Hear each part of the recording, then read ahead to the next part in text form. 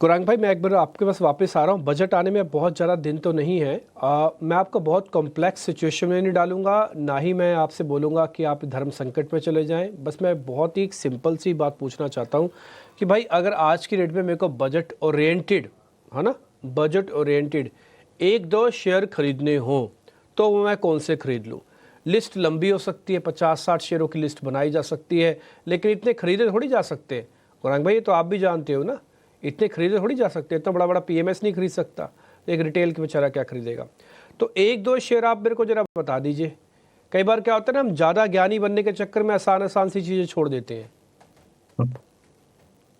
दुविधा और दुर्लभ यही है डिप्पी भाई कि हम आकांक्षाएं और उम्मीदें बहुत बांध देते हैं।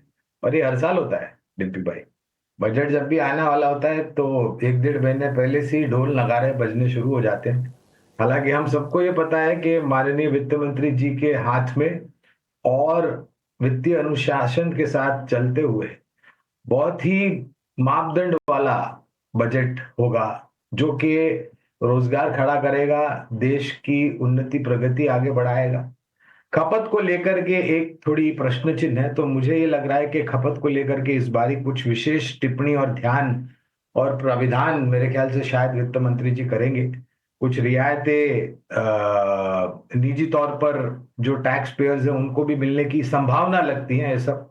लेकिन एक क्षेत्र, रक्षा क्षेत्र, जो अच्छा लगता है, और वहां से अगर एक कंपनी को मुझे चयन करना है तो भारत इलेक्ट्रॉनिक्स लिमिटेड, बीईएल, मेरे ख्याल से थोड़ा बहुत करेक्ट हुआ था। 280 और 300 के आसपास कामकाज करता है भारत इलेक्ट्रॉनिक्स का शेयर। पिछले हफ्ते शुक्रवार को 290 के आसपास का बंद था। खरीदारी की राय है, और क्योंकि हमें लग रहा है कि रक्षा क्षेत्र में आवंटन काफी होगा और एक्सपोर्ट को लेकर के भी एक बहुत बड़ा उत्साह है। दूसरा, अगर एक क्षेत्र मुझे पसंद करना होगा तो मैं ऊर्जा क्षेत्र को पसंद करूंगा, क्योंकि हमारा देश 77 साल से ज्यादा हो गए डिम्पी आजादी मिले हुए, लेकिन आज भी दुर्लभ है कि हम आज भी ऊर्जा की बहुत बड़ी किल्लत है हमारे देश में। और अगर ऊर्जा उत्पादन, थोड़ा बहुत वितरीकरण, सोलार, ग्रीन एनर्जी, तो टाटा पावर को पसंद करूंगा। एक और शेयर पर आप व्यू दीजिए गुरांग सर, वो है बंधन बैंक का।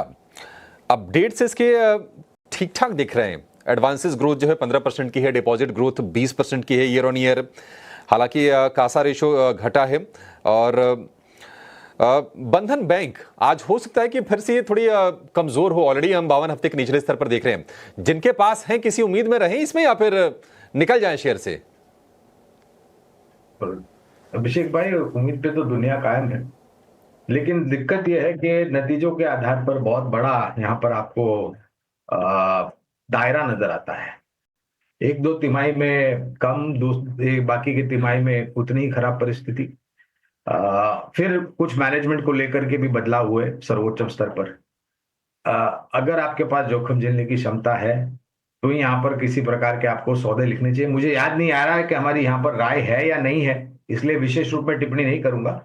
लेकिन ऐसा नहीं है कि बंधन बैंक ही एक अकेला बैंक है, बाकी बहुत ही सक्षम और मजबूत बैंक है। उदाहरण के तौर पर सिटी यूनियन बैंक, इसके भी अपडेट्स काफी बेहतर आए थे।